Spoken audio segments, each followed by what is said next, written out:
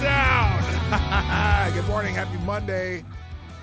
Hoping you're having a good day. Had a good weekend and all that stuff. Was this shit on? Is this working? Looks like it. Okay, good. Happy Monday. I had a hell of a weekend. I'll tell you about that when I get through this. We'll come back with the intro, but we got a lot to catch up on today over the weekend and things that I didn't even know because I was driving. I put 760 miles on my truck this weekend. And I'll tell you about that and more, but we're going to talk a little bit about fact checkers, which are, well, they're insane right now, but some I laugh about, and some of them they're, I don't know, pseudo-accurate, but the things they're fact-checking are just silly. They're fact-checking stupid shit that doesn't matter. But we'll get to that. And more on today's show on Metal Monday on the Morning Night Live. So, if you're not following me on Twitter, at PDogNight, if you're not following me on Minds Gap, Parlor, Cloud Up, Getter, and something I think I said already, I'm also at PDogNight there. PDogNight.live is the website where you can watch the show and play along and donate if you like. And if you want to find me on Instagram, Yes That Marty. I also have a YouTube channel called Yes That Marty, which I had just started, which the stuff that I'm going to talk about first in my show is where I'm going to be posting that kind of stuff from now on. I'm dumping Marty's Big Journey and switching to Yes That Marty. We'll get there. Is it me or is there more music than P-Dog? I don't know. That's why I'm yelling. I'll turn it down even more. There. How's that? Anyway, well, no, I'm not going to turn it down. Play the intro.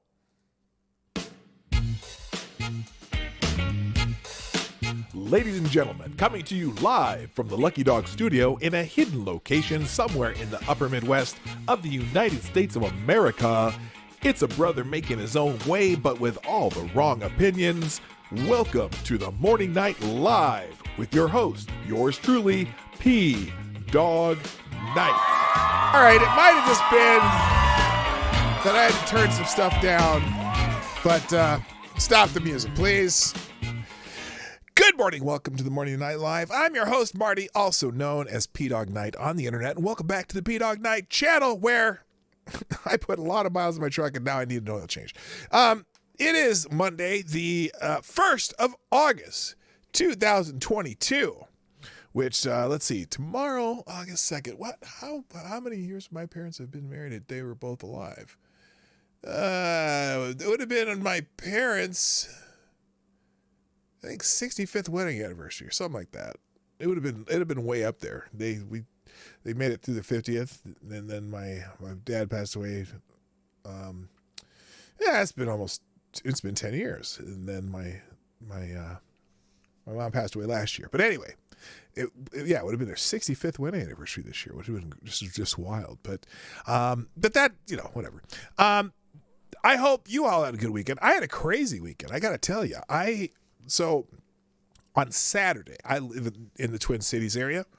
We drove to Hibbing, Minnesota, where my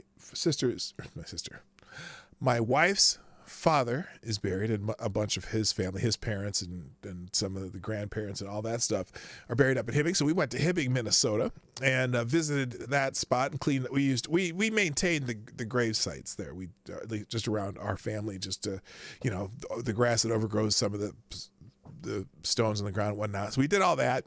Then we went to this restaurant in Hibbing, Minnesota, just someplace, I think it's called The Sports, but it's been there 50 years. And I ordered a full stack of pancakes and then 2 eggs and some sausage. And it was 3 pancakes, and they were like this big around and like this thick. I couldn't even eat the stack of pancakes. She looked at me funny. It was for $6 for 3 pancakes, which is cheap. But she looked at me kind of funny when I ordered it, and I'm like, okay. And then she brought it to me, and I couldn't even eat it. I could barely eat half of it. It was amazing, though. There were these pecan pancakes. Oh, they were so good. Then we went to the Greyhound Bus Museum, because Greyhound buses, if you're familiar with the Greyhound buses started in Hibbing, Minnesota, just a little mining town up in northern Minnesota. That's where they started. So we went to the Greyhound Bus Museum, and that was actually, I'm shocked, it was very cool. They had this one section where they had all these old buses. I mean, like the 1927 bus, the 1943 bus, and the bus that they used in the movie 42. The Jackie Robinson story just not long ago. That bus they borrowed from the Greyhound Bus Museum. It's sitting there in the bus museum. And then they had the original car that the guy had an idea. So here's how Greyhound buses started, okay? Greyhound buses started because back in, it was like in the 20s, there was a guy in town who owned a car, like a motor car, which is, back in the day, not everyone owned motor cars. And there was some kind of fair there, and there was someone who was walking back and forth from one place or wherever in the fair. And so what happened was he had his car there, and someone said, hey, maybe we can get a ride in that car. And he said, well, I'll charge you a nickel, and I'll give you a ride down to this other side of the thing. And so he's just giving car rides. And then he thought, hey, that was kind of a cool idea. So then he started doing car rides between a couple different towns up in northern Minnesota. And it's like, oh, this is this is good. You can make some money, because a lot of people didn't want to buy cars, but some people just wanted to ride in a car. So because they had never done it. So he started giving car rides. Then he's like, well, if we took a truck chassis and we put it so we could put more seats in it, we could drive people from town to town. And it just kind of blew up from there. So this is the, what is this? Bus Origin Center. And Gene Nicolia, or that's the guy who did it. And this is the picture of the car. And, Hibbing to Alice, 15 cents. So that's how the Greyhound Bus Company started. So that was cool. Then my wife's grandmother's house, where she lived when she was alive, we went over to that house and we took a picture by that house. Then, but like two blocks down from where where my father-in-law was born, in that house, 2 blocks down, he grew up in the same town as none other than Robert Zimmerman. Now, who is Robert Zimmerman? Some of you are going to figure out, probably going to tell me in the chat who Robert Zimmerman is. That would be Mr. Bob Dylan. And so Bob Dylan, we went over to check out, take some pictures of Bob Dylan's house. And now the last time we were there, we took a couple pictures, but it was like the house is painted gray, whatever. This time we went there and someone painted the house this light color. We walk in front, there's a handwritten sign on a stick that said, if you'd like a tour, call Bill. The phone number. So we're like, well, let's just try it. Let's call Bill. So my wife dialed the number and starts talking to Bill, and Bill's like, oh, I'll be right over. And apparently, yes, Bob Dylan, very good, Avocas Diablo. Yes, Mr. Bob Dylan. So we went over. Bill walks over from a house behind and one house over, and he comes walking through between the houses, and he goes, oh yeah, I bought this house 2 years ago, and we painted it the original color, and we put and apparently he owns Bob Dylan's other house in Duluth. So he'd be like, oh, well, I got some keys, let's just walk through it. So he walks through this house, and he has some of the original furniture that he got from their family, and some of the original appliances are in it, and the original light fixtures. And there's little things, some of the stuff was not original, but he had to put some furniture in there of that era. So it's all at 50 something, early 50s era furniture. And then, we go upstairs, and his original bedroom set was in there, and the whatever. And then we go downstairs, and his father apparently put this wood paneling all over there, and made these little what do you call them? Scalpel, whatever, the little curved things that go along the ceiling, scallops. And he had an old original 45 record player, the kind that the 45 has the bigger hole. I don't know if you're not known about records, and the 45 is a single, right? And then you could make your own. It's like the original playlist. You could just put a stack of 45s on there, and once one was done playing, the arm would pick up by itself, and the next one would drop. There's a little mechanism that, and it drop, and then you'd play the next single. So he had one of those in there, and then he had a bunch of Bob Dylan memorabilia, including some yearbooks that Bob Dylan had signed, some original handwritten lyrics that Bob Dylan had written when he was writing these songs. He had several of those. He had all kinds of stuff. It was kind of cool. And I'm not even a Bob Dylan fan, but it was cool. So then, this weekend's getting longer and longer. Then we drove to Itasca, Minnesota, Itasca State Park. And that is another about 130 miles away. Drove over there and we walked through the Mississippi River. I bet you're wondering, how did you walk? Literally walked across the Mississippi River through the water. And why can you do that in Itasca, Minnesota? Well, that's because that's where the Mississippi Headwaters State Park is, and it's the origin of the Mississippi River coming out of Lake Itasca in Minnesota. So now my wife, who hadn't been there before, can now say that she's been at the beginning of the Mississippi River in Itasca, Minnesota, and the end of the Mississippi in New Orleans. We've been to both ends of the Mississippi River, and I've been to several points in between. Very cool state park. I'll put some pictures on my other channel called the Yes That Marty. I'm a YouTube channel. I don't even know if you can look it up by that yet. I think I'm the only one that has that title. Yes, That Marty. I'll link it sometime in this in the description eventually. I've only put one video on there anyway. But anyway, so I'm gonna move all my travel stuff. We're gonna put all that on that channel. And then we drove to Park Rapids, Minnesota. Oh, if you're ever in Park Rapids, Minnesota, which is just like the resort area. All of like northern Minnesota, like lakes, huge chains of lakes and whatever, resorts everywhere. Okay. Well, Park Rapids, Minnesota is a nice little town there. And we went to this place called Nisi's. Nisi's, I can't even read that, can you? It's probably too bright. There we go. Maybe that's better. Nisi's Italian restaurant. There you go. Now you can see it. And had one of the most amazing meals that you'd ever expect to have in some northern resort town, tiny little town of 1,800 people in northern Minnesota. Fabulous food, and I would recommend it to anybody. Then we drove home. So that day, just all that stuff. I drove 552 miles that day. Not kidding. We left at I think we left at 6 in the morning, and round trip got all the way home, but a total of 552 miles. Insane. That's on Saturday. Then on Sunday, we drove south because we said we said this is going to be a vacation weekend because we don't have any other plans. We have plans with other people for almost the rest of the summer, but this is one of those rare weekends where we didn't have any plans. So we're just going to go out and do a vacation. So we did our vacation north on Saturday, and then on Sunday, yesterday, we drove down to Lake City, Minnesota, which is Lake Pepin. Now, Lake Pepin is also a section of the Mississippi River, but because of where the Chippewa River from Wisconsin flows into the Mississippi, it brought in all this silt, right, from Lake Pepin. This used to be a huge shipping lanes back in the day in the 1800s. So what happens? All this silt buildup made a natural dam that made the Mississippi River expand at that point.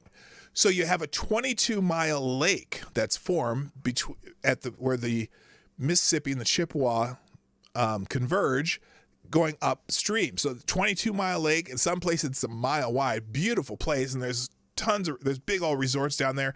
Also during the winter, that's where most of the eagles from anywhere in North America, as far north as, somewhere as Canada, they all migrate to this area in the winter because it's the first open water that they can find in north. They can still fish and whatever. So there's tons of eagles down there year round, but a lot of them migrate back to wherever they came from. Bald eagles, golden eagles, giant, just all kinds of eagles. So anyway, we drive down to Lake City. Because Laura had never been down there in the summer. I wanted to show her, what it looks like in the summer with all the boats on the lake and stuff like that. And but then we go to eat this little restaurant that someone said, oh yeah, you should try this little place. So we tried this little place. I can't even remember what it's called, but I'll show you the pictures later. And the girl in there is like, oh, well, if you take this road this way and you go over there, you can go to the Wisconsin side, you drive all the way up to Lake Pepin on the Wisconsin side, and then you come back across your whatever. And so we're like, okay, why not? Let's do it. So then we get to this town called, what's it called? something landing. What is it called? Reed's Landing, okay? And Reed's Landing is right kind of across where the Chippewa River comes in to the Mississippi. And apparently Reed's Landing was probably the original capital of Minnesota for all practical purposes. And it was where all the logging people used to come down, and they take the logging stuff all the way down the river. They take all this material down the Mississippi River to wherever they're going, right? And so this town was like, there's probably 20, 30,000 people at the town at one point until the railroad came through. And as soon as the railroad came through, that was kind of not necessarily the death of Reed's Landing, but it certainly took away some of its luster because now the railroads were transporting a lot of these stuff that they were originally doing. So then there's this museum there at Reed's Landing that was made of the old schoolhouse, and one of the rooms in the schoolhouse is all the original stuff from the schoolhouse. And then they have all this memorabilia, from the 1800s, and they have a little farm building out back that has all this antique farm machinery. We go through that museum. Then we drove farther south. We go across the Wisconsin side. And we said, hey, let's stop at the first bar on the right. Well, the first bar on the right just happened to be a bar that I had been in 33 years ago. I was on a bicycle tour that went across Minnesota and across Wisconsin. It was like a 2-week bicycle tour that we, go all the way across the state, and then you go all the way across the other state. And that was one of our themes when I was on the bicycle tour. And I was like, and so that day we're like, okay, we stayed in Lake City. We biked down to Wabasha, and then we cut across the bridge. And we said, okay, we're going to go to the first bar on the right that's open. And that was the same bar. I forgot that I had been in that bar before. And I'm like, oh, no shit. This is that bar we were in back in 33 years ago. So anyway, we had a beer there. Then we drove all the way up to Lake Pepin on the Wisconsin side of the river. Then we stopped at, what's the name of the town? Oh, shoot. What's the name of the town? Oh, Pepin, Wisconsin. Does anyone know off the top of your head who is famous from somewhere near Pepin, Wisconsin? You'll have to figure this out. And I'm going to just say my piece here and then we'll move on. But anyway, so we like, okay, that famous person, there was a little monument to her there. I'll give you a hint. It's a she. Then we drove up this winding road for about 7 miles east of Pepin, Wisconsin. And we get to the top of this hill, and there's a sign. By the way, we have this thing where we, like, when we're doing these day trips, whatever, daycation stuff, we stop at all the brown signs. Like you know what the brown signs are? Brown signs are usually historical markers or cool places, whatever. Sometimes it's state parks, whatever. And if it sounds like it's cool, we'll just stop for the brown sign, especially historical markers. We always stop at historical mark.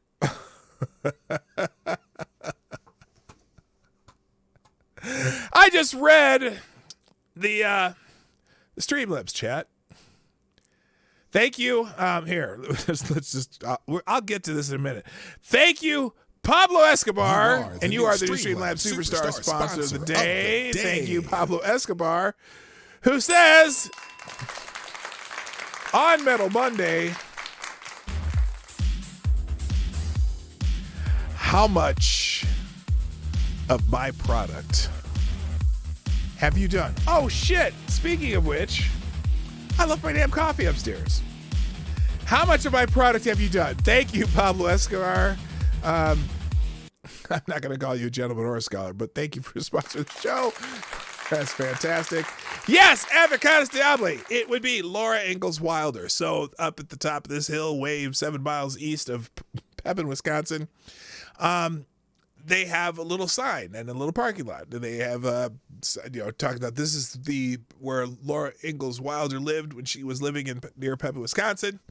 And they didn't have the original house, but they built they say it's a 100% accurate, except for the actual logs, a 100% accurate replica of the house. And you can open the house and walk in. It's a little tiny room here, and there's a little tiny room that's a bedroom that they all slept in, and then there was a little pantry and a little thing up stuff. It's really cool. They're just little wooden house, and when they say little house on the prairie, it was a little house. It was a little fucking house. Anyway, then let's see. From there, we kept driving all the way up to the other end where you could cross the bridge back over into Red Wing, Minnesota. But there was a bar there called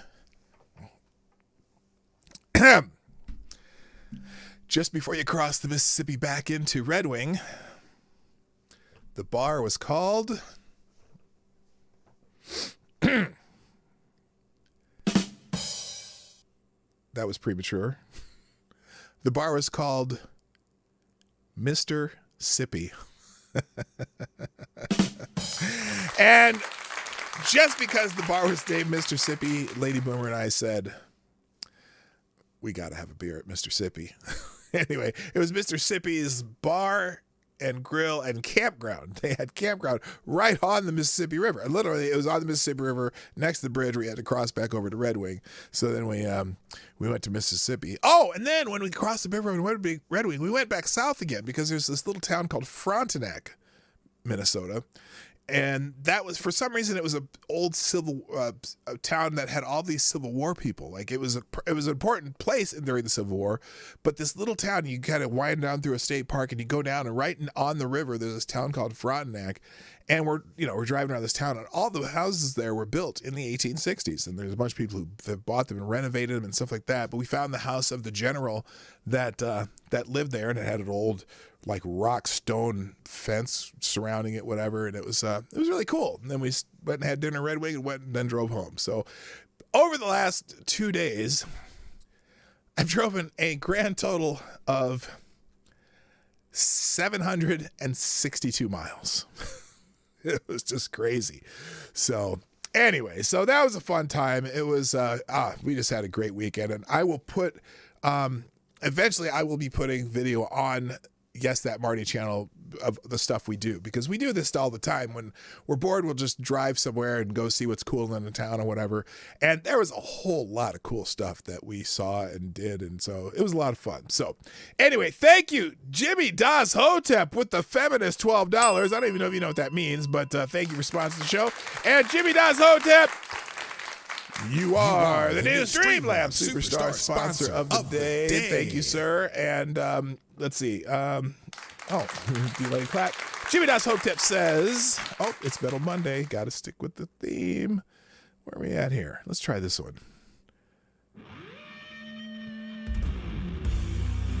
Jimmy Das Hotep with the feminist $12 says, Salute, P-Dog Night. I always enjoy your content and appreciate you. I decided to start a Twitch stream because of you and others. Salute. Well, thank you, Jimmy Das Hotep. That's fantastic. I appreciate you, sir. And we'll have to check out Jimmy Das Hotep stream. In fact, throw a link in the chat and I'll make it work.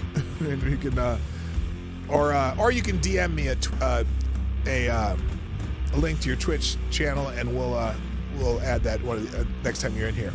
All right, let's say good morning to the troops, because I've been kind of neglectful. Is that music at a better level? I know it was really loud before, but it's Metal Monday. How can you have quiet music on Metal Monday? Tell me if that sound level is acceptable. I'm pretty sure you can hear me over the music. Well, if you can't, it's Metal Monday. It's supposed to be loud. All right, let's say good morning to everybody. First in the chat today. What the hell is going on here? Hang on. Oh, there we go. And no, Pablo Escobar, I haven't done any of your product ever. Well, there was that one time, but anyway. I won't talk about that. Anyway, first in the chat today was Septus Wolf, and you get the bell for being here first. And also good morning to Maddie. Wait, how did you beat Maddie? I thought Maddie was here first. No, you were here first. I didn't even notice that. Anyway, Maddie's in the house. Maddie's getting her MRI results today, so everyone say a quick prayer for Maddie and just say good luck. Also, good morning, Avocados Diablo, the Devil's Advocate, Mike Savage, Blarg. Also, good morning to Rotten Corpse. Why is my mouse not working? It's driving me nuts. There we go. Here, let's see if I can fix this over here. There we go. Now it should work. Nope, that is a psych.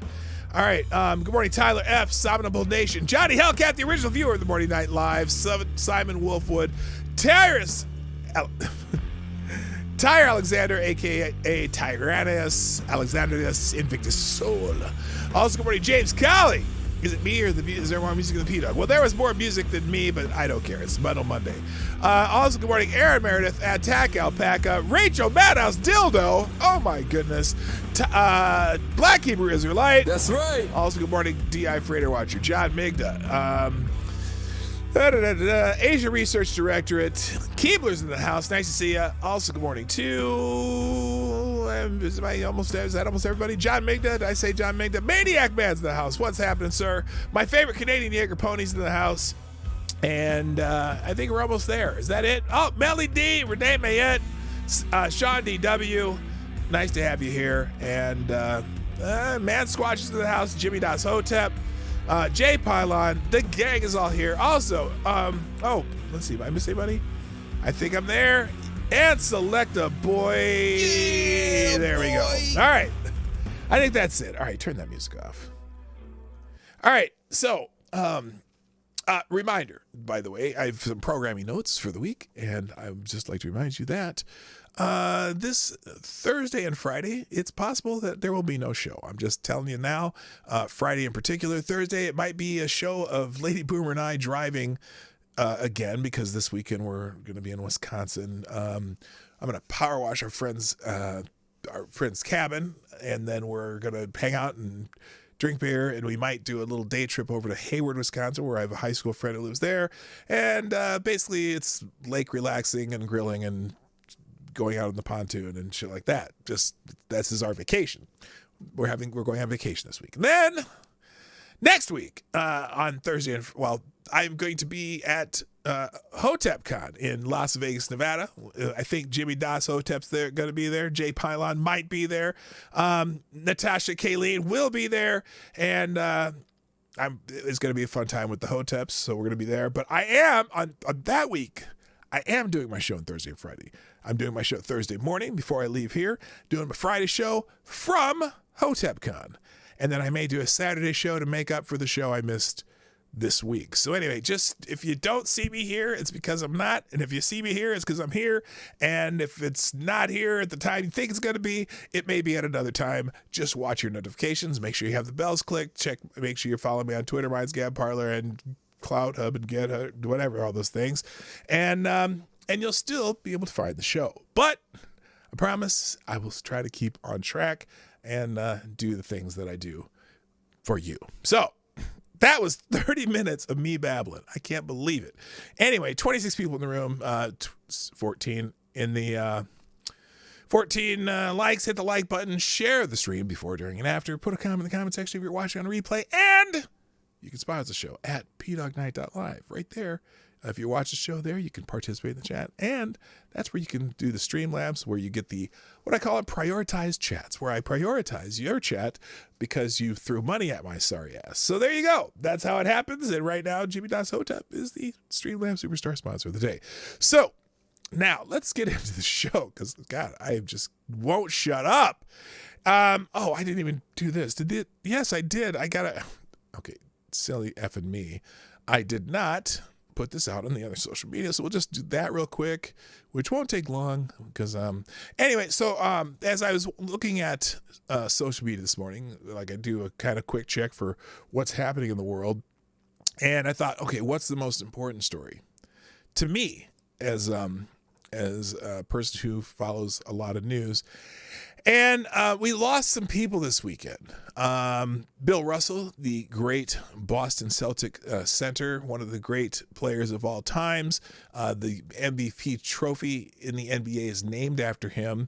11-time NBA champion. Now, a lot of people say, oh, they're activists. A lot of people, they're celebrities or sports people. Oh, sports figure and activist. Well, Bill Russell actually was an activist. He was one of those men in the 60s who really, really was a part of the civil rights movement, and just one of the nicest personas ever in the NBA. So we'll miss Bill Russell. But there was other people who died this weekend. Nichelle Nichols, a.k.a. Lieutenant Uhura, passed away over the weekend also. She was 89 years old. If you're young and didn't see the original Star Trek, or if you've never seen it with William Shatner and Leonard Nimoy. Who's the? Who's that guy? I can't remember. Anyway, the original cast. She was one of the original cast of Star Trek, and kind of a legend in her own time because it was way ahead of its time because it had a very had a multiracial cast. The first interracial kiss ever on TV was on Star Trek when Kirk kissed Uhura. And also, even most recently though, she was the blind woman in the Deadpool series, and I can't remember what her character name. George Takei, thank you. I couldn't remember. I don't remember what her character's name in Deadpool was, but she was also in Deadpool. That was one of her last roles. And so, rest in peace to Nichelle Nichols. Now, one person that maybe not as famous individually, but as definitely famous as part of the group he was in, and I don't mean celebrity music group, I don't mean celebrity cast, I don't mean anything like that. But one of the most important people during World War II, and his name is Samuel Sandoval. Now, if you don't know who Samuel Sandoval is, he was a Navajo code talker who served in 5 combat tours in World War II. And these guys, what they did, they used the Navajo language to secretly transmit messages that Axis powers could not track. Code talkers have been credited with helping the U.S. win the war because their language, the Germans and Italians and whatever, they couldn't break the code of the language. It's a language they had never heard, and it's a very, at the time it was an ancient language that only the Navajo people knew, and so they basically used their language. They were credited with helping winning the war. There's a great movie about this. I think it might be called Code Talkers, but you should check it out. Anyway, here's the story from the New York Post. Samuel Sandoval, among the Navajo code talkers, among the last Navajo code talkers, has died at age 98. He's one of the last members of the Navajo code talkers who encrypted critical U.S. messages during World War II. Navajo code talkers famously used language based on the Navajo Nation's native tongue to transmit messages regarding Japanese troop movements and movements during U.S. Marine assault through the Pacific. Navajo language was unwritten at the time, and U.S. enemies had virtually no means of deciphering the codes. Sandoval was among 4 remaining code talkers still alive today. From the hundreds who had been recruited during the war, the 3 others who are living include Peter McDonald, John Kissel Sr., and Thomas E. Begay. Sandoval's wife, Malula, announced his death to the Associated Press on Saturday. He died at a hospital near his home in New Mexico. Sam always said, "I wanted my Navajo youngsters to learn. They need to know what we did and how this code was used and how it contributed to the world," she said. That the Navajo language was powerful and always continue to carry our legacy. Sandoval's death comes roughly a month after U.S. lost its last Medal of Honor recipient from World War II, Herschel Woody Williams, 98, was the last of 473 American service. Okay, we talked about Woody Williams before. So, anyway, a major figure in U.S. history that you never probably know his name, but you know now what he did. And Leslie Ummikins played the blind lady. I thought that was Nichelle Nichols. Didn't she play it in the first one? I could have sworn it was Nichelle Nichols. No, I got that wrong. Okay, well, I guess I messed up. I could have sworn it was Nichelle Nichols. Anyway, okay, well, I was wrong. Anyway, so yeah, again, huge salute to this man. Just a great person in American history. All right, let me move on here. You know what I need to do? Oh, I'm going to tell you what's trending in the world. Before I do what's trending, let me do this real quick. I'm going to... Oh, I don't even have it. Shoot, I can't even do that. Well, I'll tell you what. Let me... I'm going to be right back. I just need to do a quick thing here. I'll be right back to you.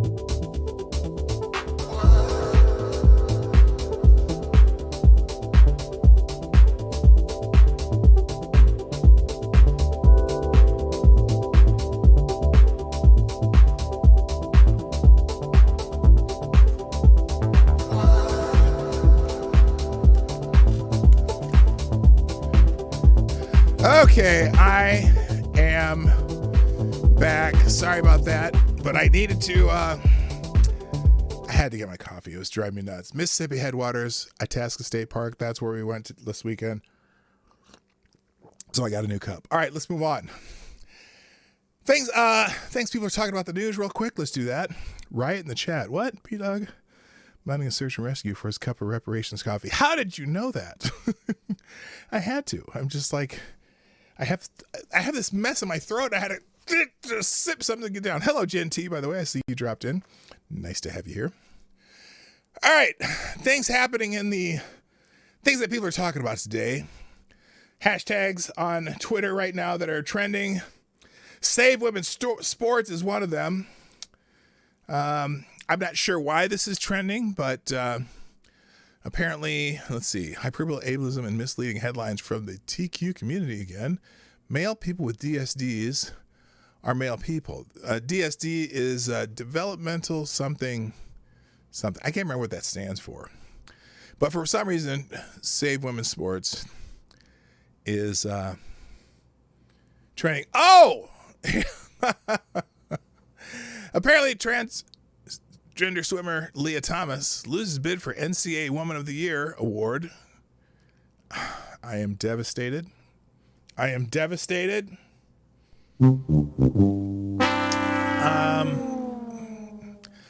no idea why that this is trending, but it is. And elite athletes like Ledecky Daly must start speaking out against males competing in female sports before it's too late. Swimming, rugby, powerlifting, and cycling have all made moves to save women's sports. We need to keep encouraging all sports to keep it real.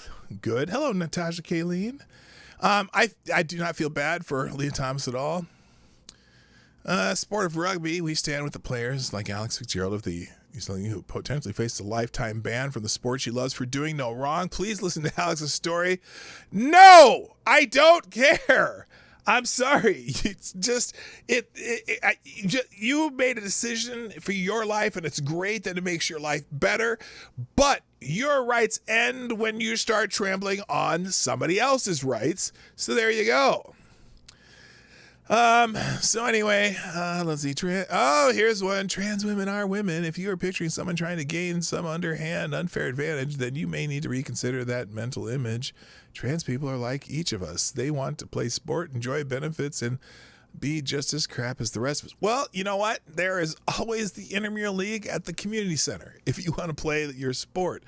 There's no right to sport. In fact, I laugh because somewhere, I can't remember where I saw this. It was some actual sports federation that was saying that playing sports, wait for it. They said that playing sports is a human right.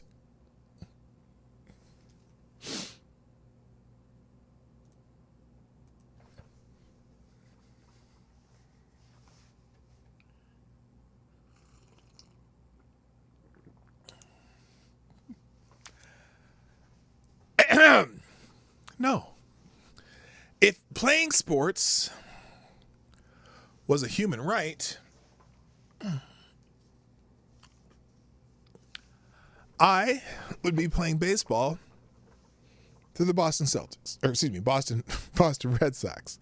I would be playing baseball for the Boston Red Sox right now because it's a human right, and I have a human right to play sports where I want to.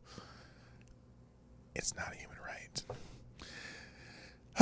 But there are a lot of people speaking against it and a lot of people speaking for it. Replies, because people can't manage to discuss this without blatant transphobia. And as a small team of volunteers, we don't have the resources to moderate. We hope that this has helped add more context to the debate. We continue to call on the Rugby Something Union to please vote no. Too late. Transgender. Oh, here, Sky Sports. Transgender rugby player Alex Fitzgerald says she feels that sad she could be excluded from playing rugby after the RFU Council vote on the issue. Let's watch the video. Let's see if I can open this. Here, let's do this. And we'll just open it here too, just to be safe, so you can have that particular video. Let's roll the clip. The RFU Council will vote tomorrow on recommendations to ban transgender women from competing in women's rugby at any level. So far, just 7 trans women have been permitted to play grassroots rugby. That's One really of quiet. those, Alex Fitzgerald, spoke to us about what such a ban would mean for her. Sad. Okay, so Really sad. listen to this. So, is roughly a 40, 45-year-old male playing women's rugby and competing with elite women's rugby players. Would a 45-year-old female women's rugby player be able to play at elite levels? This is Sad. Angry.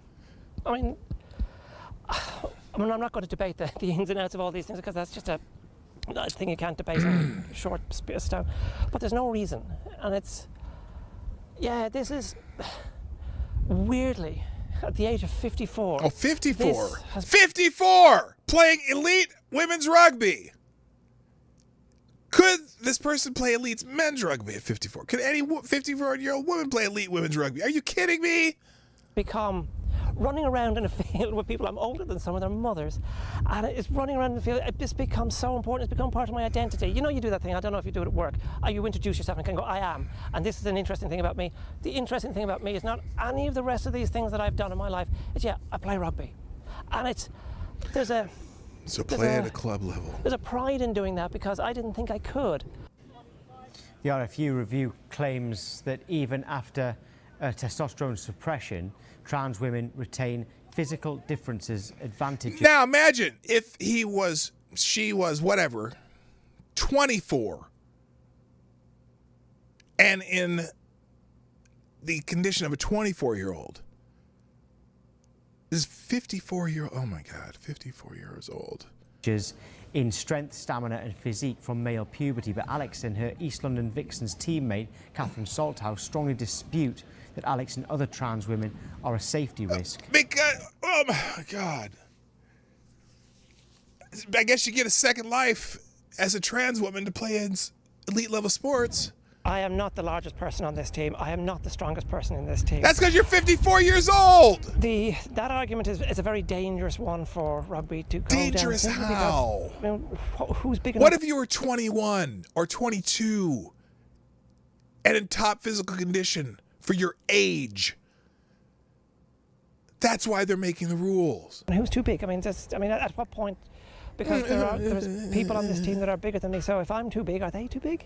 And that's just not right, because rugby is a game for all shapes and sizes. I can't run for toffee, but I can hold up a scrum. Am I stronger than? I am stronger than most people on this team, but I'm not stronger than them. I've tried scrummaging. I am against that person stronger down than most people on this team. At 54 years old, that's pretty good, old man. Old, whatever. God. Strength, some of its technique, some of its attitude, but no, I'm not stronger than everybody out there.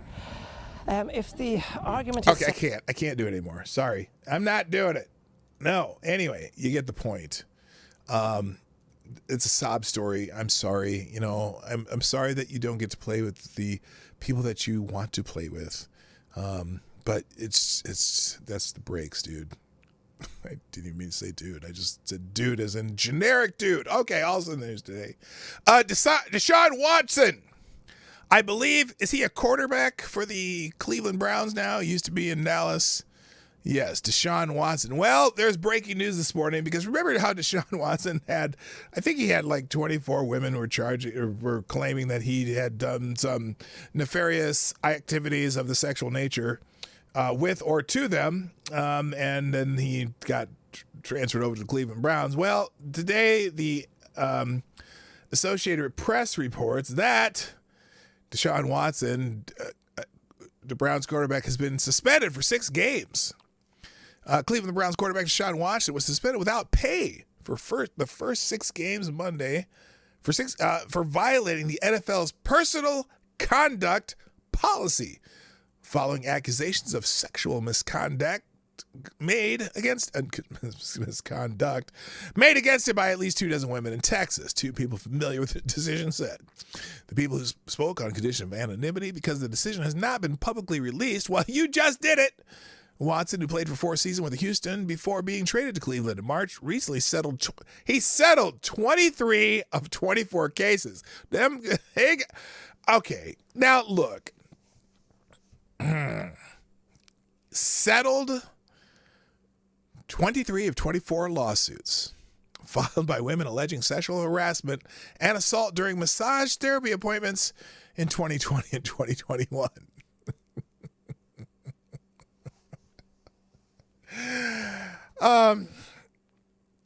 Excuse me for a moment. I cannot.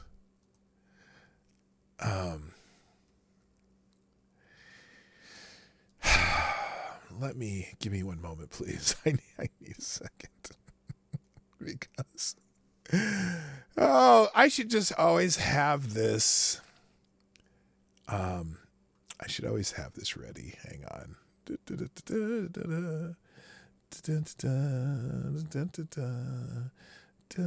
me a moment. I'll be there in a second. This is one of those shows. Let's try.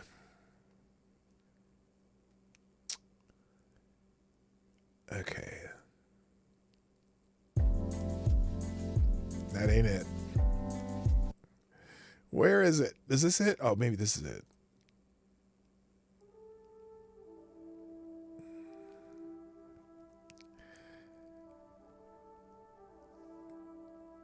Is this it?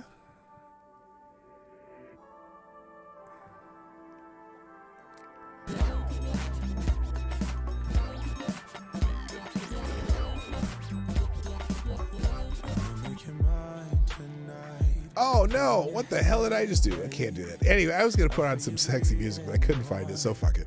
Let's just turn that off. Anyway, Watts settled 23 of 24 lawsuits filed by women alleging sexual harassment. So apparently he was, I guess at these massage therapy sessions, he was maybe naked or something, or he was maybe becoming enamored with the therapist and asked for perhaps...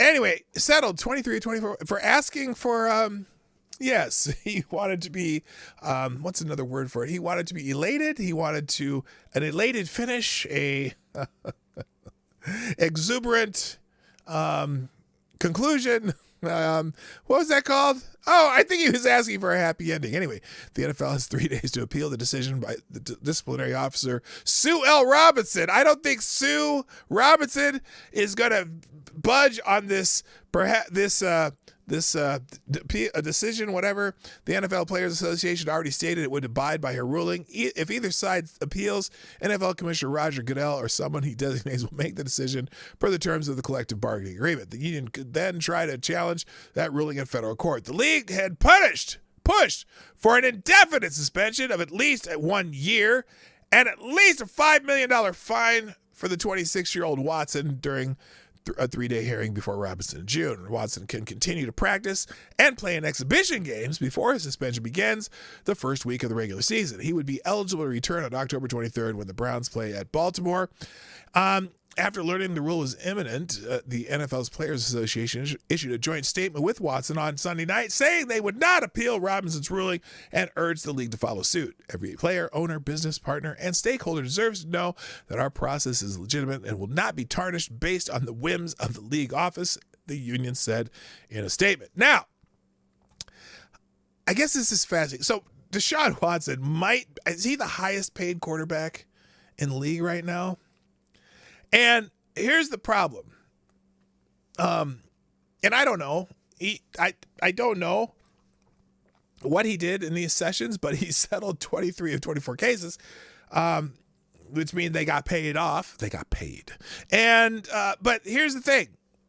Deshaun Watson will still be playing football after 6 missed games. As opposed to Colin Kaepernick, who took a knee. Which tells me that a black man can get a fair deal if they can still play football worth a shit. Yes, I said it. I said a black man can get justice if he's a good enough football player. So there you go. Thank you, Cryptic, for sponsoring the show, who says, sounds like DeHorny Waxon. Yes, it is DeHorny Waxon. I don't know what the hell I'm doing here. There we go. I don't know. Yes, DeHorny Waxon. So anyway, Deshaun Watson will be playing again after 6 missed games because he's a good quarterback, unlike Colin Kaepernick. FTG. All right, I got to move on because this is taking way too long. So anyway, there's the tweet. NFL suspends him for 6 games. There's the article. Let's move on. Also trending is Taiwan is trending because apparently the Chinese have said that if Nancy Pelosi comes to Taiwan, is it Taiwan? Yeah, if Nancy Pelosi goes to Taiwan and if her plane, because she has that, for whatever reason, the Speaker House has a private plane. I've never understood this, but if she goes to Taiwan and the planes are protected or whatever, that the Chinese have said that they will, they haven't said exactly that they will shoot her down, but they said that they're going to, they have a right to engage with the planes around her and possibly shoot her plane down, which would be an international act of war, and that would not be good. But I'm not sure 100% why she's going to Taiwan. Anyway, Taiwan is trending on Twitter. Now, here's the Twitter trend. So there's people here. Jack Posobiec, imagine calling yourself America First and simping for Nancy Pelosi going to Taiwan. Y'all getting played. Nancy Pelosi is not helping Taiwan. She's helping herself. The whole Pelosi-Taiwan saga is to be one of the most asinine foreign policy moves in years. She really just decided to contrive a crisis out of nowhere. Cat turd, I have no doubt criminal inside trader Nancy Pelosi just guaranteed China will now invade Taiwan. Here's some breaking news. The Chinese military will hold exercises in the South China Sea from August 2nd to August 6th. August 4th, 4 Chinese jet fighters, J-16s, entered air defense identification zone of Taiwan because China believes Taiwan is still there. But Nancy Pelosi says, fuck it, I'm going to Taiwan no matter what you motherfuckers say. And who knows? Now they're putting up some exercises right around that area. This is not good. It seems to me that the Chinese are planning to go into Taiwan. And if they shoot down Nancy Pelosi, well, that's not going to be good. GOP Center started more aggressively arming Taiwan through the revival World War II area Lend-Lease program, just like has already been done for Ukraine. But don't worry, this will somehow be done in a very non-interventionist and populist fashion. That's not good. The Taiwanese press writes that tomorrow Pelosi will arrive at Taipei at around 7:30 Moscow, 5:30 p.m. Moscow time, or 22:30 local time. Spend the night at the Grand Hyatt Hotel, and the next morning will visit the Taiwan Legislative Council, where she will meet with the leadership of the island. So, this is...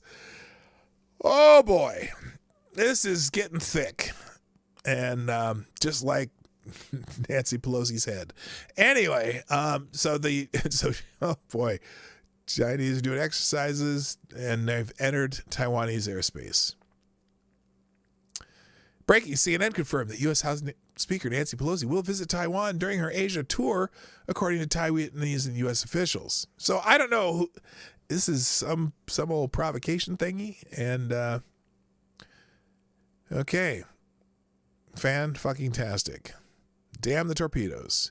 So anyway, that's why that's trending. If the war hasn't started because of Russia, it might just start because of China.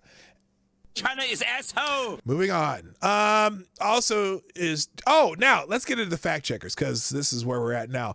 So the other day, I saw this headline from The Atlantic, and I wasn't sure it was real or not, but this was when they were talking about inflation, right? They were talking about inflation, and so this guy named Sal the Algorist, aka Sally Mayweather, put this little thing here, this blip here from The Atlantic. Now, when I saw this, I'm like,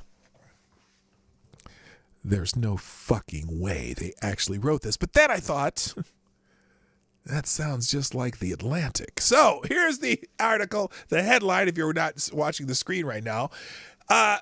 The quiet courage of Biden's negative growth economy.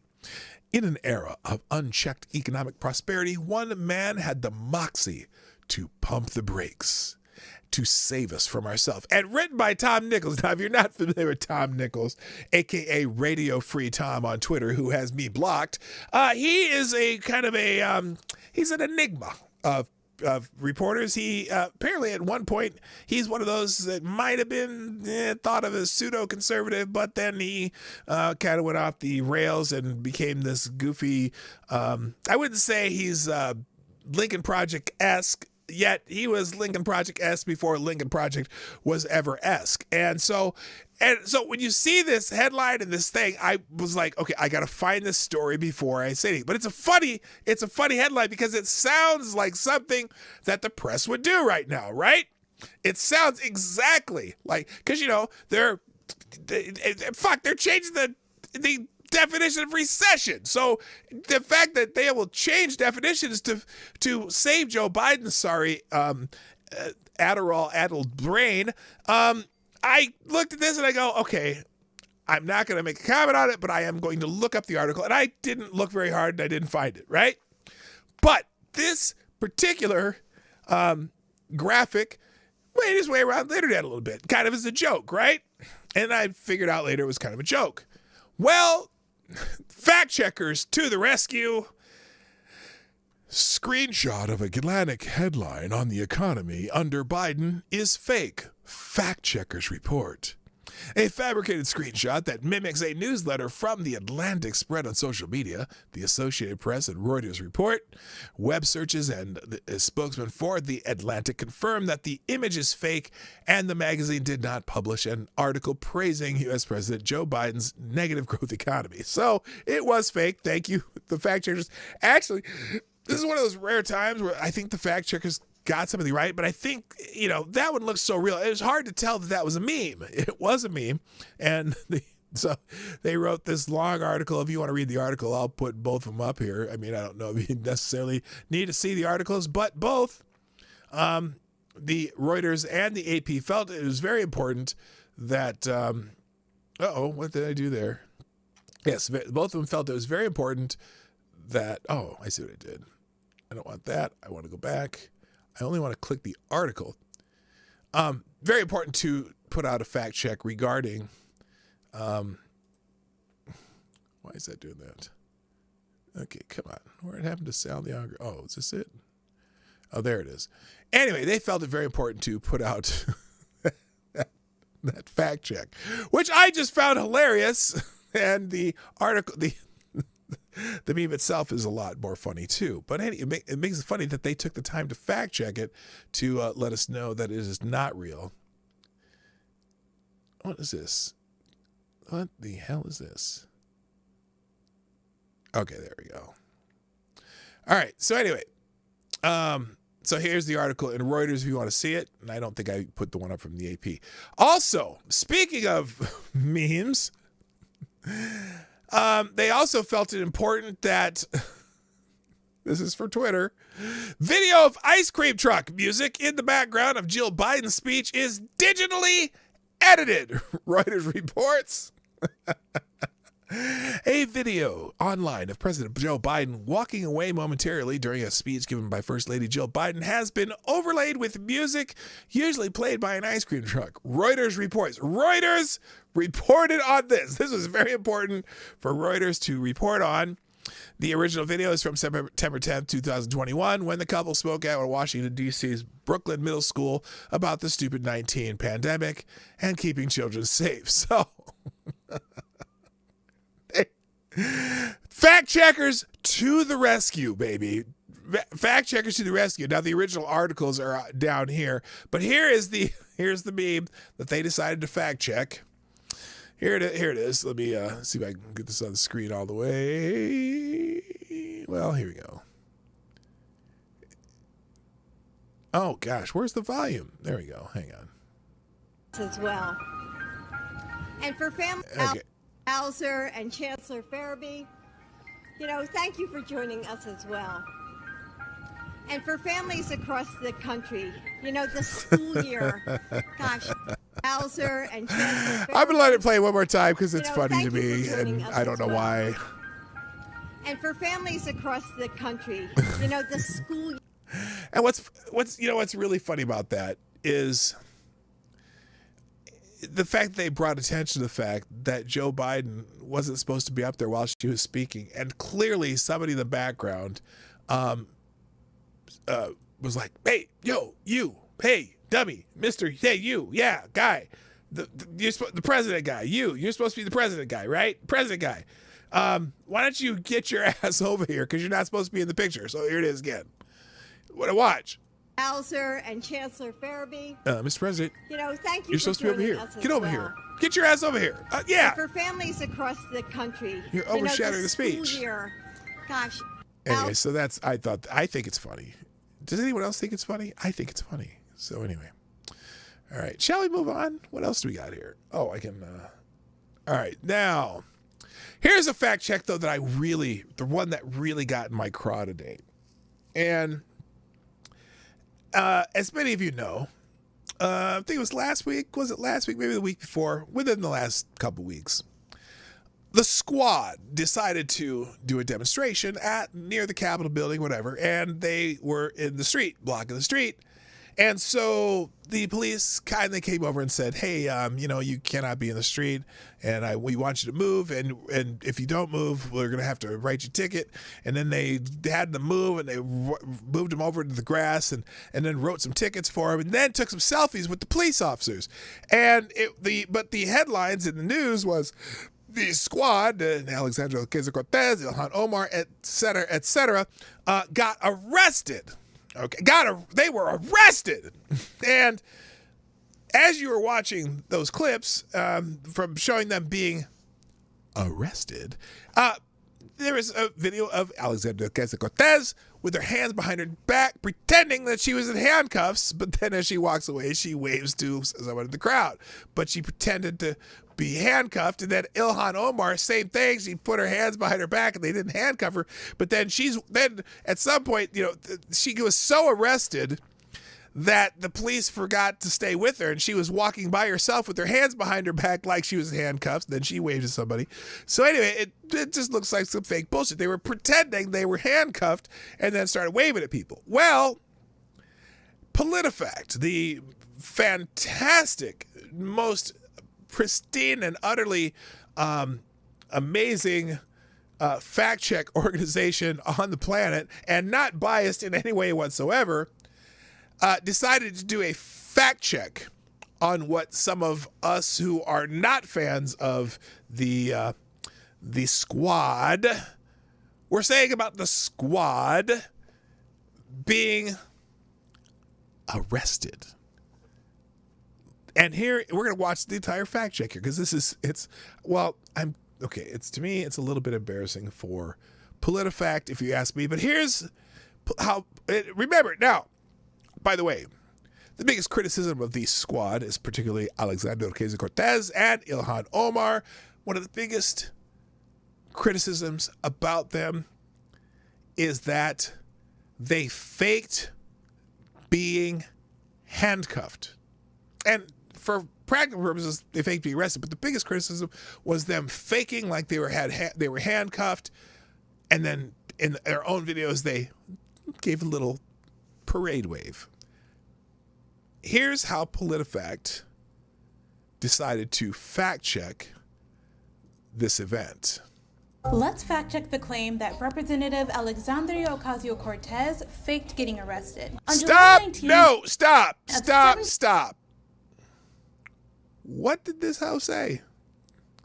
Let's fact check the claim that Representative Alexandria Ocasio-Cortez faked getting arrested. Now, faked getting arrested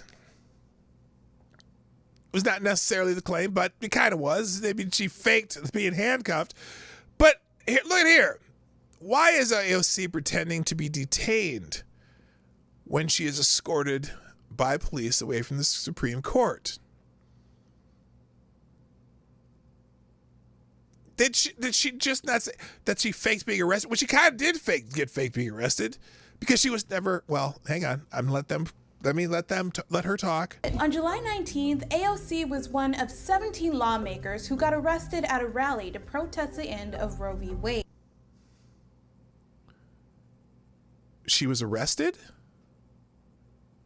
She was arrested?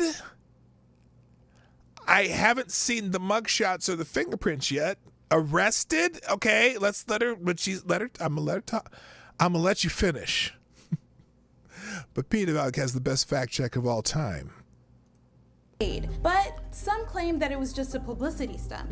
Here's what former Representative Doug Collins had to say about it. AOC is one, and the squad are the best at one thing: self-promotion. No, now stop.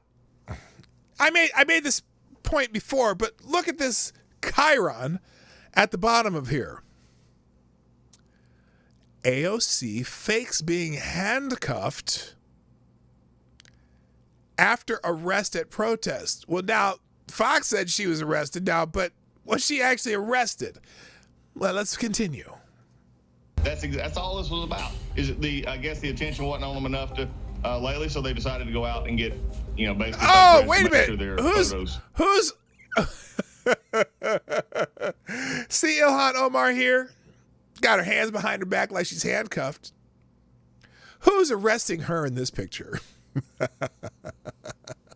Who's arresting her in this picture?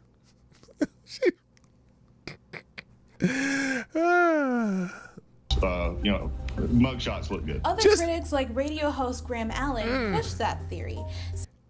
Why would AOC be faking getting arrested? Only to forget and then wave to people. What kind of crazy is this? Saying that AOC forgot she was being fake arrested when she waved to the people. So, did Ocasio-Cortez fake getting arrested? Let's look into the claim. Okay, let's look into the claim. Truth-o-meter. Hey, Truth-o-meter. Hey there, it's Gabrielle with PolitiFact. Hello, Gabrielle. Critics pointed out that AOC wasn't in handcuffs when police led her away, even though she had her hands behind her back. That led to accusations that it was all just for show. But that are you saying it wasn't? alone doesn't mean that she wasn't arrested. We reached out to the U.S. Capitol Police, who told us that none of the protesters at the rally were put in handcuffs because the arrests were because they were non-custodial.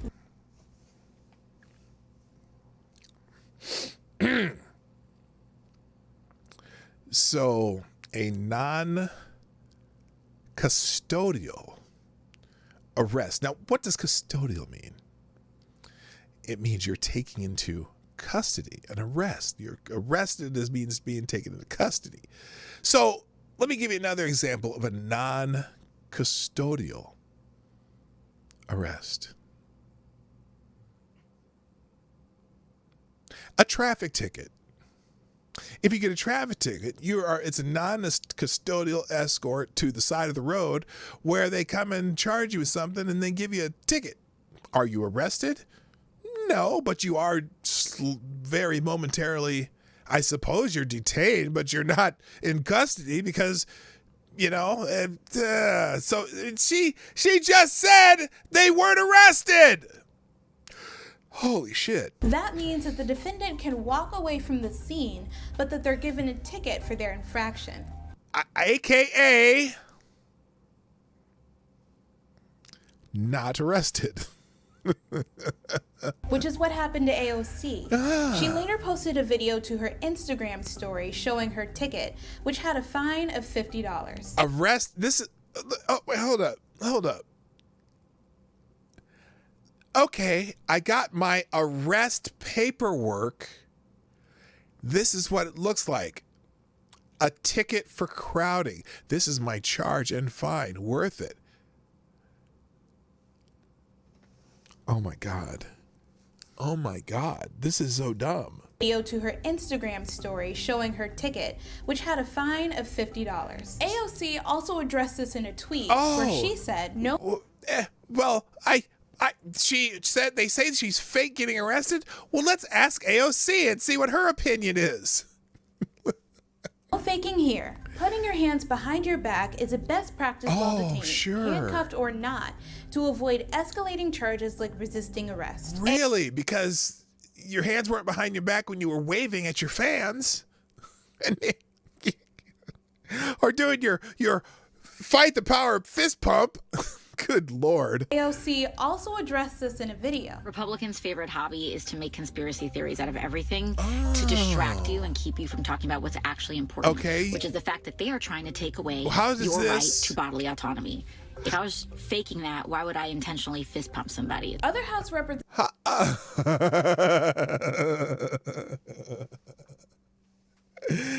How would you be able to fist pump anybody if you're arrested? Because you'd be in handcuffs, in custody, in a police car, on your way to the Pookie. Or Pokey. Or whatever the hell it's fucking called. Representatives were also arrested. Oh, for fuck's sake. Also arrested? Ilhan Omar and Jackie Spear told us that They their moved. arrest and... Look at her. Is this being arrested?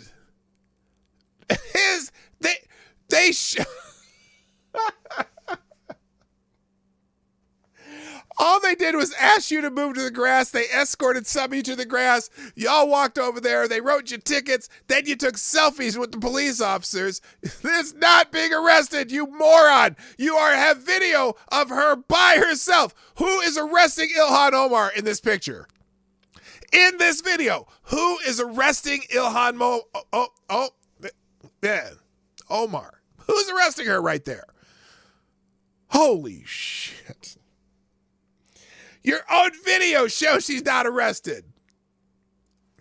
And AOC's were real. And news reports also corroborate these stories. So news reports corroborate this. Is this a news report? Is this a news? This is a tweet by someone named Graham Allen. Who the fuck is Graham Allen? I don't care. I don't care if he's a news reporter. This is not a news report corroborating that she's arrested. Now, some of the outlets that the Washington Post, AP, I'm sure they'll show them, say that she was arrested. But then you look at the footage. There were no arrests that day. we rate claims that AOC faked her arrest as false. Thanks for watching. Be sure to hit subscribe now, for videos notice just like at the end too. Never mind. Oh my God.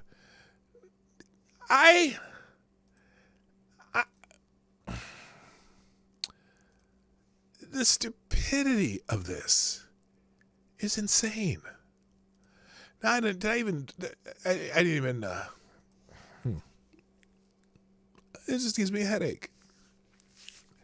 So anyway, that'll be in the tabs. By the way, everything that we're going through today will be in a single link in the description down below of this video at the end of the show. I will update that during the outro. I will have links all in one link. It's called a one-tab link in the second paragraph. You click the one-tab link, and it'll bring you to a page that has hyperlinks to every single article, tweet, and video like the one we just watched on that page. So at the end of the show, I will be updating that page. Let's move on to what else I have here, and then I'm going to get done because it got to go.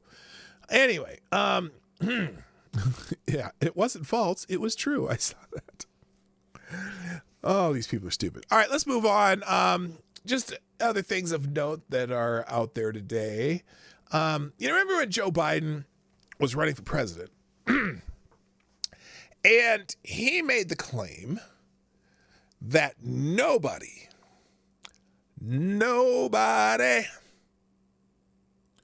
who makes under $400,000 a year would see a tax increase during his administration.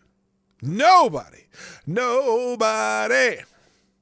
made under $400,000 a year would get a tax increase during his administration. Nobody who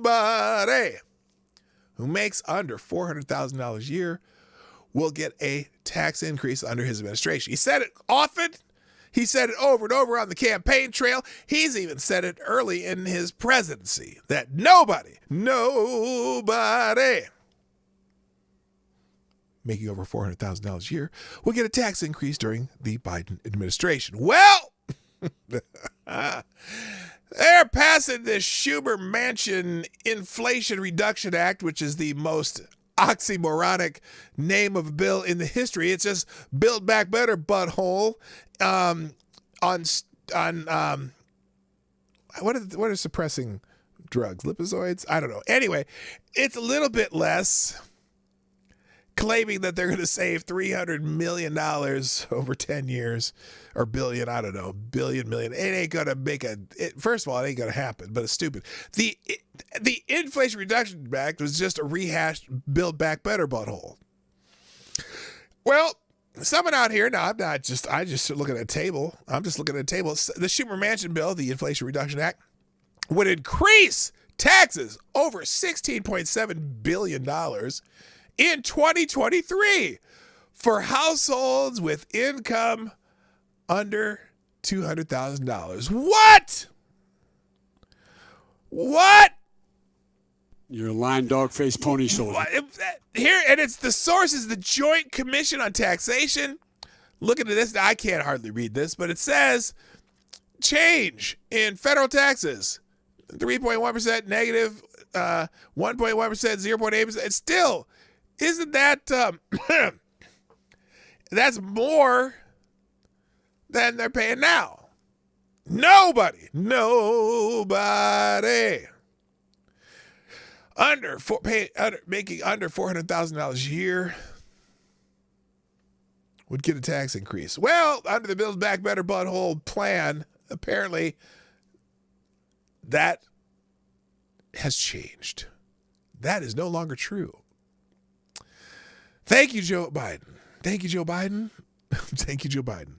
Now, now people are talking about this back of the napkin. That amounts to a tax increase of $55 per household, the bulk of which is paid by households making more than $50,000. For people making $50,000 or less, the average tax increase is $4.88. Joe Biden said nobody under $400,000 would pay a dime more in taxes. Well, those are people under $50,000, even if it's only $4.88. I don't care. He said nobody.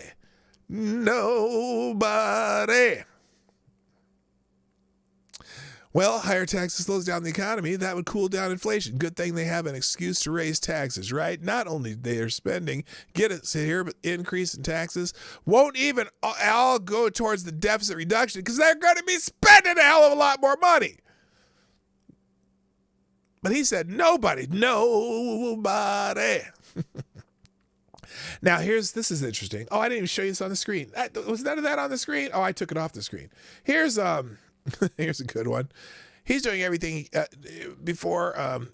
he's doing everything he can. Presidents don't control gas prices. Blame Putin and corporate greed.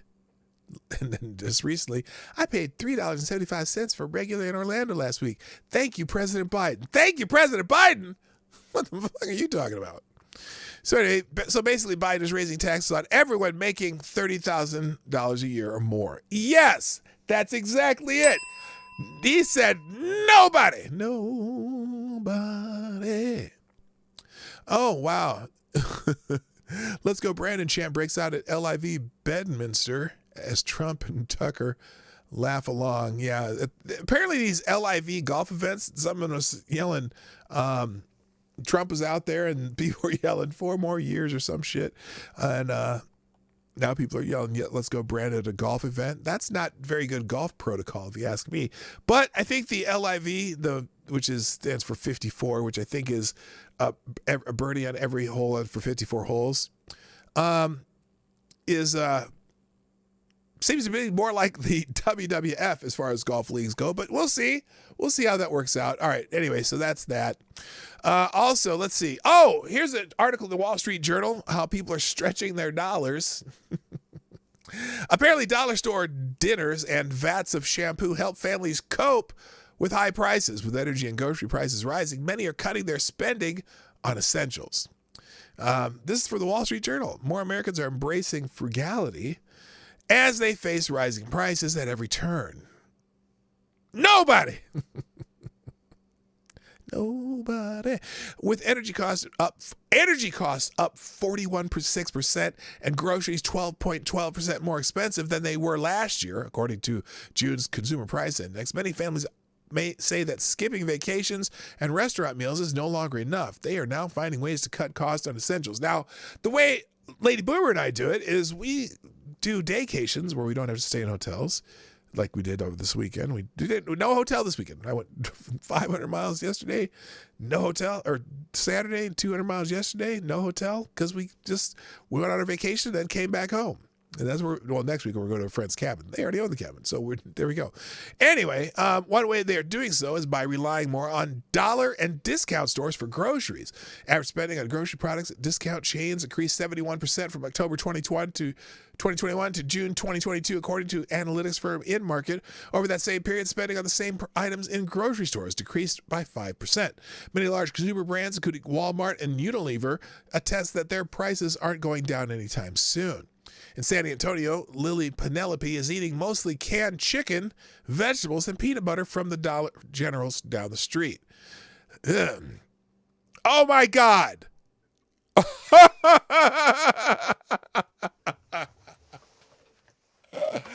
Oh, I'm dead. I'm dead. Okay, this is the Wall Street Journal. And I don't know if you can see this, but you'll see it in the ad. So in this I'm not going to read any more of this article because I fuck the Wall Street Journal for this. Here's the paragraph. In San Antonio, Lily Penelope is eating mostly canned chicken, vegetables, and peanut butter from Dollar General down the street.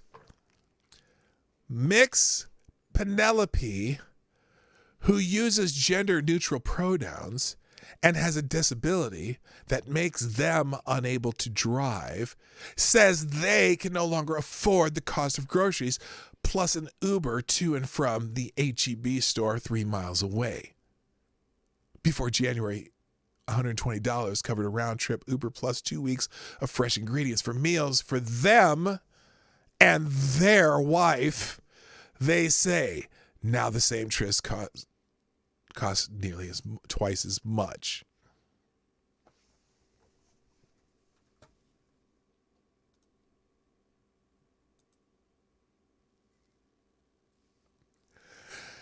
Okay, let me ask you a question.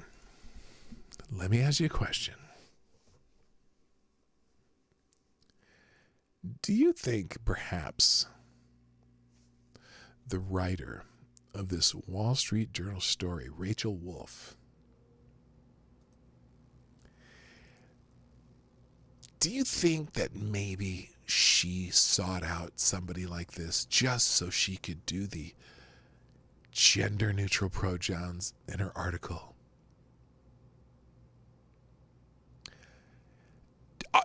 Are people are they tired of the gaslighting and brainwashing yet? Oh my God. Anyway, so yeah, people are spending less money by going to places where things are cheaper and they get crappier food. Okay, that's the point of this Wall Street Journal article. And it might be a good time to invest. Well, it probably was too late. Probably the time to invest in dollar stores and Sam's Club was probably 6 months ago. But this shit is getting tiresome. I'm telling you. I'm so tiresome. I'm going to move on because I'm going to finish by the weekend. Y'all know who Ron Klain is? Ron Klain is the President of the United States. Also known as Joe Biden's advisor. Well, apparently Ron Klain has hit a milestone on Twitter. And I'll have to show you that. Here's Ron Klain's milestone on Twitter. So here's Ron Klain. I don't know if you can tell yet. There it is, Ron Klain, the President of the United States, the guy who's really making the decisions in the White House.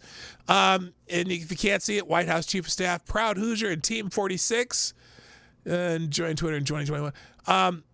Here's his milestone. He's now following 666 people. Because Ron Klain is the devil.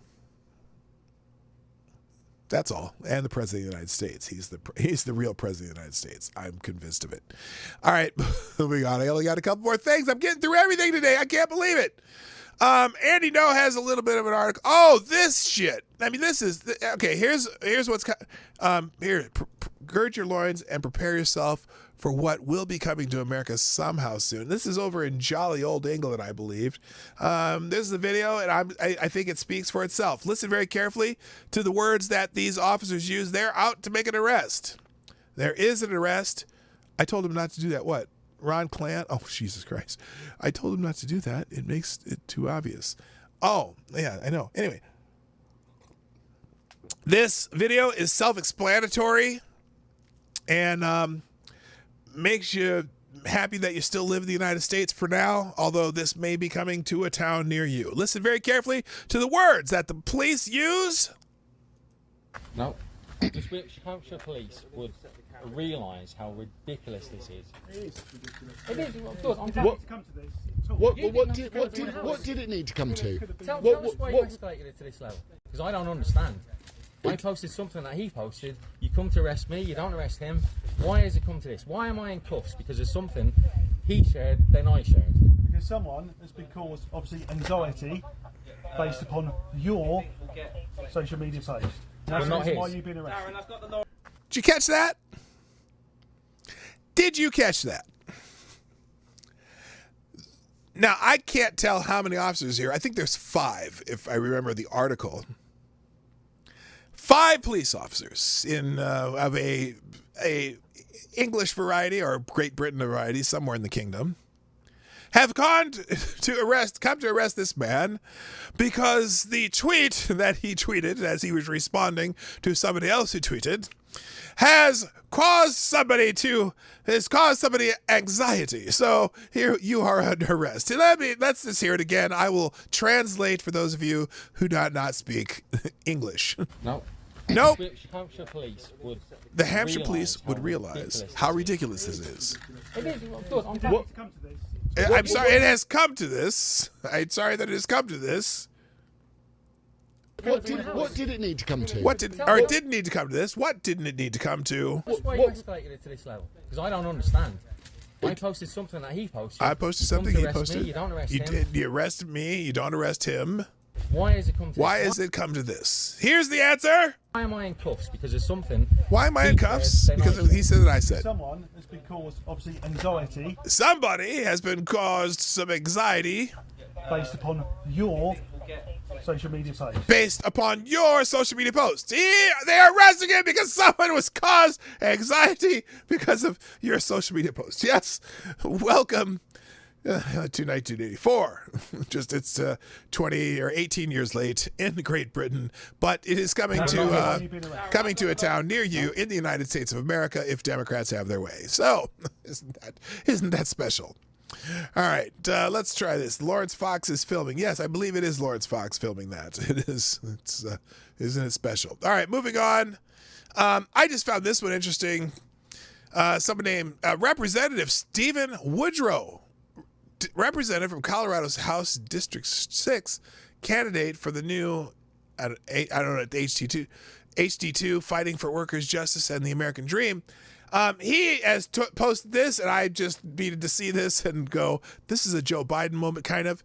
He says the only reason to vote Republican is either you're really wealthy, really racist, or both. Everything else is a rationalization. Oh my God, is this Joe Biden saying if you don't vote for Joe Biden, you're not black? I don't know. Now, Nikki Johnson, a friend of mine, said, which policies are you proposing that will help people in your district put food on their tables and educate their children free of disruption and secure their liberties? Because Nikki Johnson is a black woman who voted for Donald Trump. She votes Republican often. Or, that's sad, exactly. If you prefer soft on crime policies, open borders, drag queens twerking whilst children teaching first graders how to read, and teaching of critical race theory and the rejection of scientific method as the means for pursuing truth, then vote Democrats. It's rational. Someone replied to him, everything you said is just a lie. What was a lie? If you prefer soft and crime policies, true. If you prefer open borders, true.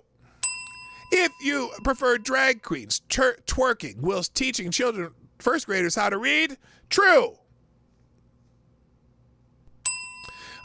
The teaching of critical race theory, true.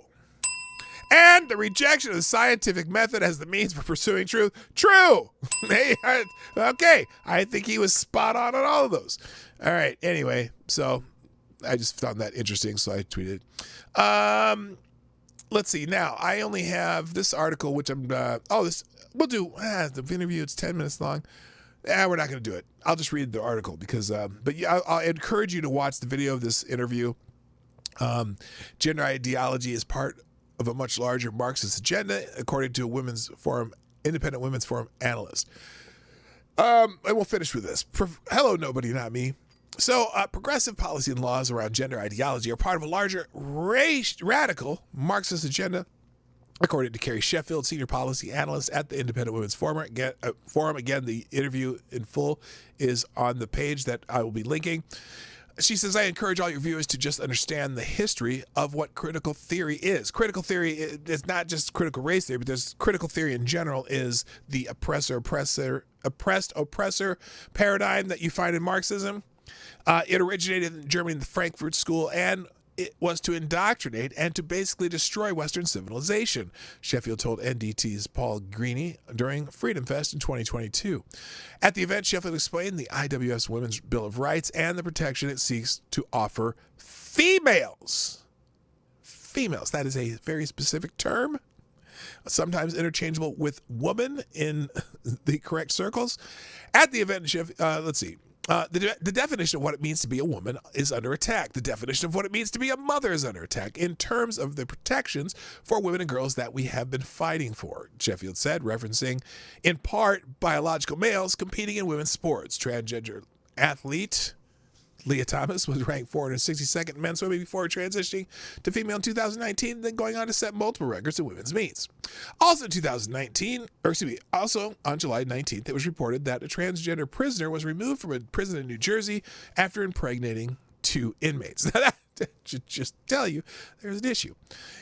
You have biological men who have said, I'm identifying as a male or as a female, in order to be transferred over to female prison. And you're seeing violence committed against biological female prisoners. And so we see this as an assault on the basic safety and civil rights of biological women to have places where they are protected, Sheffield said during her interview with NTD on July 15th. So anyway, the full interviews here. It's a pretty good interview. I watched it earlier and I was going to try to get to it, but I didn't because, ladies and gentlemen, it's that time. That time where I must say, what the hell did I do there? That's not what I want to do. Here, let's try this. There we go. Okay. I got to go. It's that time. Anyway, I want to thank you all for being here today. If you haven't done so, hit the like button during 31 people, 22 likes. There's a problem. Hit the like button before you go. Before you click any more buttons, just hit the like button. It's a little tiny thing you can do. Also, if you'd be so kind to share the stream before, during, after the show, that helps a lot. And the channel has been growing over the last few months. And then if you are watching a replay, put a comment in the comment section. And you can always sponsor the show up there at pdognight.live. Up there. Anyway, our YouTube Super Chat, just like Select a Boy. And thank you, Select a Boy, for sponsoring the show. You are great in America. Dropping a 5 spot in the old tip jar that says, so, P-Dog in chat, what do you think of the proposal charging Biden regime voters a $50 gas tax every week? What do you think of the proposal of charging Biden regime voters a $50 gas tax every week? I'm all for it. Yeah, that's perfect. Go for it. Anyway, thank you, Selected Boy, for sponsoring the show. Ladies and gentlemen, thank all of you for participating in the chat, or if you're working in the background, that's fantastic too. It just means you're watching. If you're watching, you are supporting the show. Like I said, this Thursday and Friday, there may not be a show, but I'll make them up sometime during the next couple weeks. Also, a week from Friday, we'll be doing the show live from Las Vegas at HotepCon. So, anyway, I got to go. I hope you all have a great morning and be safe out there. And if you're gonna swim in a swim meet, check the competition carefully. Anyway, I gotta go. Thanks, everybody. My name's P-Dog Knight, and I'm out of here. Bye. Hey, this is P-Dog Night, and thanks for watching today on the P-Dog Night channel. If you have an observation or remark you'd like to make about this on the P-Dog Night channel. If you have an observation or remark you'd like to make about this video or my channel, I absolutely welcome you to write it in the comment section down below. I really look forward to hearing from you.